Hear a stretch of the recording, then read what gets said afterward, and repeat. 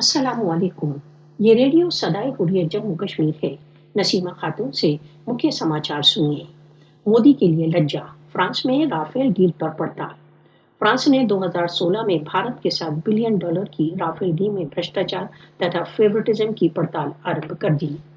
भारत को 7.8 billion dollar के Rafale jet के विक्रय की न्यायिक पड़ताल के लिए एक फ्रांसीसी जज की नियुक्ति हो गई। 36 राफेल डील फाइटर्स की डील की पड़ताल औपचारिक रूप से 14 जून को आरंभ हो गई। फ्रांसीसी मीडिया आउटलेट मीडियापार्ट। भारतीय राफेल डील स्कैंडल। फ्रांसीसी वेबसाइट मीडियापार्ट का कहना है कि गुप्त रूप से लाखों यूरो कमीशन घूस के तौर पर दिए गए। 2016 की राफेल एयरक्राफ्ट डील की फ्रांस में एक नवीन न्यायिक पड़ताल ने भारत में राजनीतिक विवाद उत्पन्न कर दिया।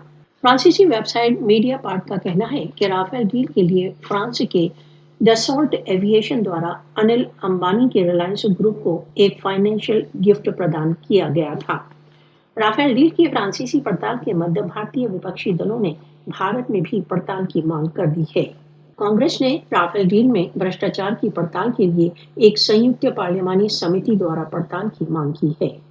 कांग्रेस का कहना है कि मोदी सरकार ने जेट का ठेका कांग्रेस शासन के दौरान फ्रांस के साथ किए गए ठेके से बहुत अधिक मूल्य पर किया है।